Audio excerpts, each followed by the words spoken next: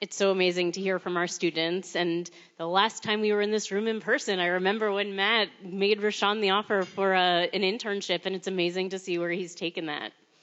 So now it is time for the highlight of the evening, of course, besides all of the incredible presentations by our students, the Fireside Chat. And so I'd like to introduce our guest, of course, Steve Squarey, CEO of American Express. Pleasure to be here. Thank you. Karthik Tyagi, who is a 2019 alum of the Academy of Health Sciences and a current student at UNC Chapel Hill. Great to be here. And Ebony Woods, senior at the Academy of Hospitality and Tourism in Birmingham, Alabama. Hi. All right, so let's get started. So Steve, 35 years ago, American Express partnered with NAF to create the first Academy of Hospitality and Tourism. We now have 87 Academies of Hospitality and Tourism serving nearly 20,000 students. Why does American Express invest in organizations like NAF? So as I said, it really is a pleasure to be here and to be honored and accept this on behalf of the entire company. But when you look at what the role of the corporation is and you look at what American Express stands for, it starts with values. And we have blue box values. And those values say to really be good citizens in the communities in which we live and work.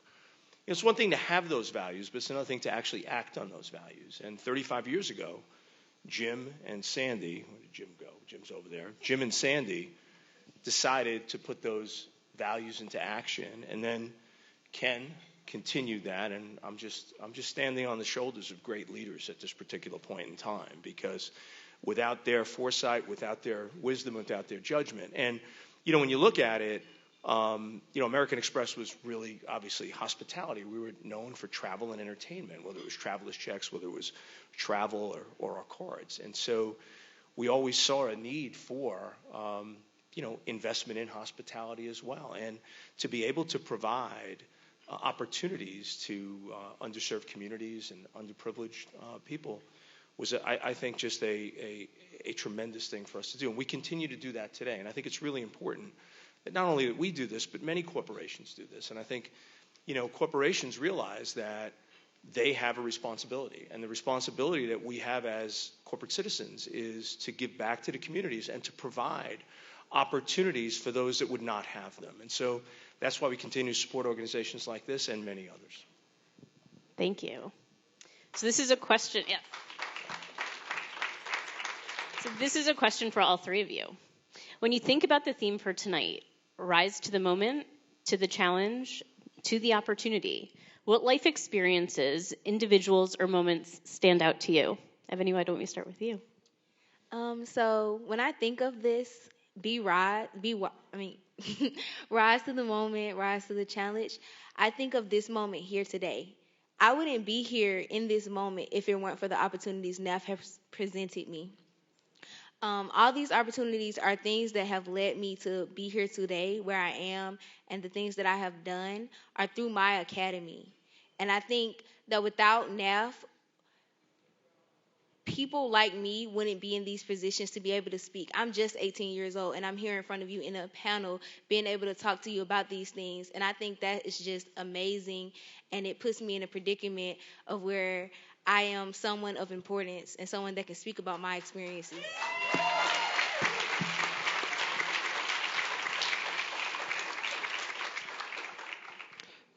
I first and foremost, thanks again for the opportunity to be here. I think that's a great question. But to start off, I think the only reason I am here is because Mr. Squarey promised me an Amex Black card. With more, there are perks to being here. But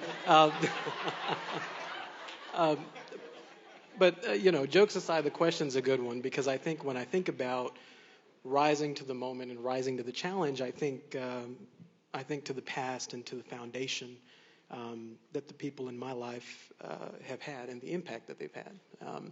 I think first about my parents, who immigrated to the United States in the year 2000. They married in 1999, and I was born in 2001. I think about sacrifices that were made. My mom, an architect by trade, amazing at what she did. When I was born and She made the decision to turn down some great job offers to become a stay-at-home mom, and has been since then to me and my younger brother. But when it comes to rising to the challenge and rising to the moment, I also think about personal goals. And one of those is living up to my name. My last name, Dughi, comes from the Sanskrit word sacrifice. So how am I able to live up to the platform that those before me have established? I think that rising to the challenge, each of us have challenges, albeit different challenges, students, industry partners, industry professionals. But I think the key challenge that we all share is that of enhancing workforce readiness, promoting workforce proficiency, and minimizing workforce shortages. And that's a challenge that we can't sit on the sidelines for. And so that's why it's an honor to be here, and appreciate your time. Thank you. Steve, you want to follow those up? Ditto. I'll give you the black card. It's in the mail, and I hope this is being recorded. I don't have that much longer to go in my job, so we'll call you as well. Getting a little long in the tooth, but as terrific answers by both of you. For me, as you can tell by my accent, I'm from the South, Southern Queens, and about 20 years ago, my buddy Nicky called me up, and he said, you should come back to the high school. And I went to high school in Monsignor McClancy High School in East Elmhurst. Oh, very good, thank you. And he said, what are you doing? Well, I'm kind of working, raising kids, things like that. And he said, but how about getting involved again? We could really use your help. School's struggling. And if you think about it, think about what it meant and what the times that we had here really meant. And so for the last 20 years, based on that conversation, it made me reflect. And it made me reflect on what was really important. And it made me reflect on the sacrifices that my parents made to send me and my three brothers to private school. 2 jobs. My mother had a job. My father had 2 jobs. And, it's something that, as I got to reflect on it, I not only got to reflect upon the sacrifices my parents made, but I also got to reflect upon what is my responsibility to give back. Because when I look at that school, and I've said this publicly, I believe that Monsignor McClancy and that education that I got really taught me the power of education. It taught me how to learn. And I think you continue to learn all through your life. But most importantly, it taught me the importance of giving back. And I spend a lot of time at the school. I'm on the board. And, it's one thing, you can contribute money and you can do this and you can do that, which they appreciate, no doubt about it. But I spend time with accepted students. I spend time with the faculty. I spend time with the seniors. I spend time in a strategic plan. And the reason I do that is I want kids that were like me to be able to be able to dream big and to be able to experience the same opportunities that I had. Now, as I talk to accepted students, I said, well, look, your kid may not become chairman and CEO of American Express. That's it's kind of 1 in a million. And I'm very fortunate. I mean, I still pinch myself to this day that I'm actually sitting in this position. But what I can guarantee you is that what we will do here is we will really help mold either your son or your daughter into an individual that you can be proud of, one where we will really make a lasting impression and ensure that not only do we, improve their spirit, but their mind and their bodies, and that they'll be ready to take on the challenges of the world. And so for me, my moment was sort of 20 years ago when my buddy Nick, who's now the president of the school, we played basketball together at the high school. He's now the president of the school. And that was my moment to really realize that I had a responsibility to give back so that others could potentially follow in my footsteps. Really incredible and inspiring. Ebony, you participated in the Youth-Led Participatory Action Research Program. Can you explain what that program is and what it has meant to represent your student voice? Yes. So YPAR is exactly what she said, Youth Participatory Action Research. And within my school, this was actually the first time that I actually interacted with NAF. And so with my school, we were able to meet with 2 NAF members, and we were able to come up with, I guess, something within our school that we could implement and talk about.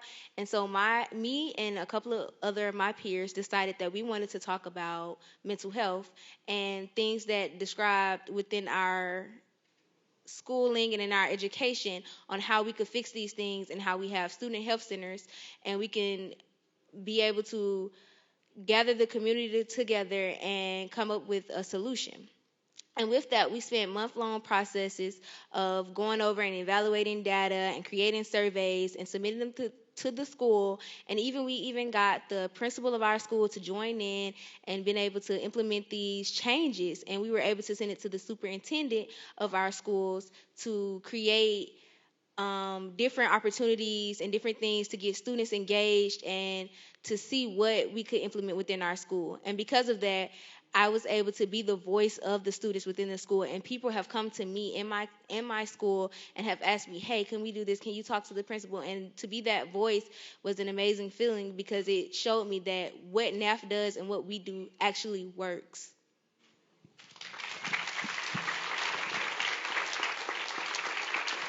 It's amazing, and it really obviously makes such an impact on your school as well. So, Karthik, you graduated only a few years ago in 2019. So, looking back on your time at NAF and your high school journey, what opportunities were you exposed to that you wouldn't have encountered otherwise? No, great question. So I graduated from the Enloe High School Academy of Health Sciences in Raleigh, North Carolina in 2019. And there we go. Right before, I think, the bulk of the pandemic hit us. One of the biggest things that I say to this date that was really impactful for me in graduating from an Academy of Health Sciences was the exposure to external organizations and opportunities I never would have had. First and foremost, day one, I remember, day one of my Academy of Health Sciences journey, being exposed to a sister organization or a partner organization, Hosts of Future Health Professionals, an international career and technical student organization aiming to empower its 250,000 members to become leaders in the global health community. And that's not something that I was exposed to. And I don't think it's something in education settings many health-oriented students are exposed to, global health, public health, as opposed to traditional medicine. And so I became involved that first year and have been a member ever since. And along the way, currently have the honor and privilege of serving as international president-elect, because I think that the potential that organizations like NAF have to minimize those workforce shortages have long-lasting implications beyond our years, beyond my years, right? To the students in this room, I say that enjoy the journey along the way, but recognize that the best is always yet to be. That's what I ran on my 4 years trying to think through. And when I was on Zoom in college, that's also what I tried to think for those classes. And for the industry folks in here, your impact is measured, yes, by the size of your check, but also by the size of your character and the time that you have to mentor us as students. That's one of the biggest things for me that made a difference. I don't think without those opportunities I would have been able to serve right at the outset of the global COVID-19 pandemic as a member of Harvard Medical School's Global COVID-19 Response Support Group. I don't think that opportunity would have propelled my passion change from traditional healthcare, which no longer is my primary passion, to now global and public health policy, informing my opportunity to actually move into D.C. later this week for the summer to support work at the U.S. Department of Health and Human Services. And I don't think that is possible without a foundation for students, without a foundation for developing passions, and without a foundation for rising to the moment. It's wonderful. And the theme of so many of these answers certainly is the commitment of professionals who really help to guide the way for you. So in the spirit of that, I would like to invite both of you to ask Mr. Scory a question that you have. You want? I would go to Ebony first. So my question would be, what advice do you have for graduating seniors or just young professionals in general? So what I would say is that life is a journey, and it's a marathon, and it's not a sprint. And so I think, you need to realize that you're going to keep on learning, and you're going to keep on learning, and you're going to keep on growing. And don't go for that quick, instant gratification. I can tell you I've had a long career. I mean, I've been working over 40 years, and I'm going to be working a little bit longer, just so that, analysts and investors don't get nervous and they go running out of here. They say, I think he resigned. He's retiring. Karthik's going to take over. Sounded a lot better than that guy anyway. So, what the hell? I really believe that, I see too many people that, try and grab the brass ring by the time they're 25. And the reality is that's when you should be growing. And, from my perspective is I believe that you should also, never have anyone, and my mother told me this, many, many years ago, never let anyone set any goals for you, because you are the only one that knows what you are capable of. And so I could tell you that over the years, if I would have listened to other people, I would not be sitting here today, because I would have gave up years and years ago. But, I've had great mentors along the way, and I think it's really important to find great mentors. And I think it's important to take chances in your life as well.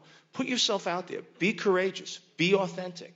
And I think that's really, really important. And then when you make it, give back. It is so important to give back.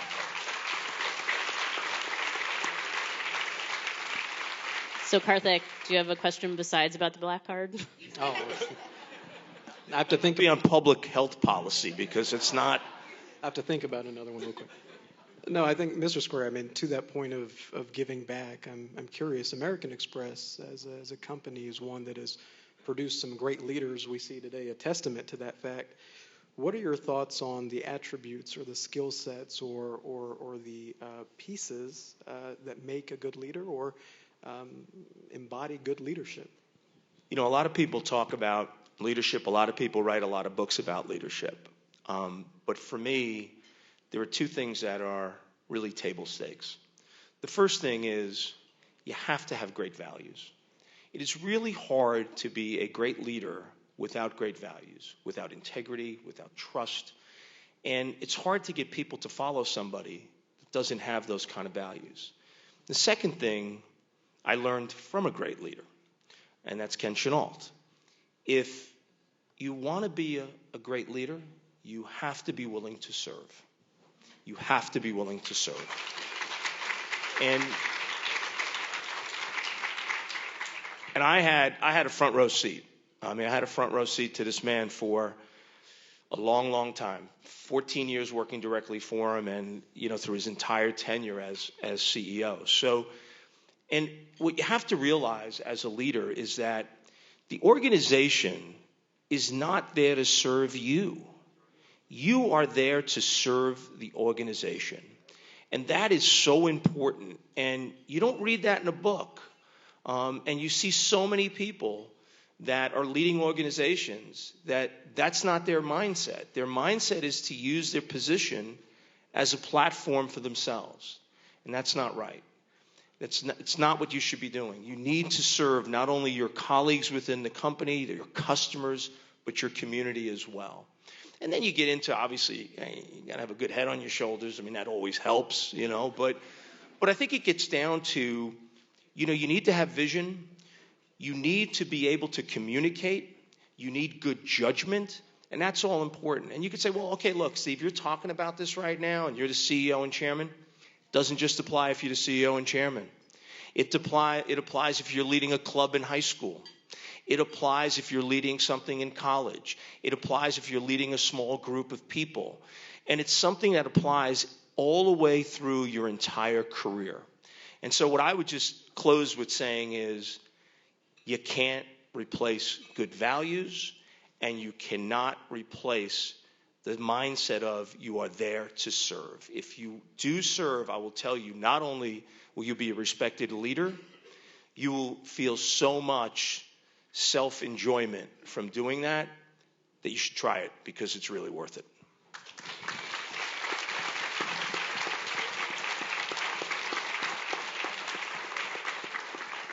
That was so beautifully said, and it's so incredible to see so many of you here tonight who do have that same commitment to what we're doing, to the students that we're serving, and really making sure that we can create better futures. And I can certainly agree, when I worked at American Express, seeing Ken's leadership, my seat was a little further back, wasn't quite the front row, but it really was, it's so inspiring to see leaders who truly take this to heart and really do give back.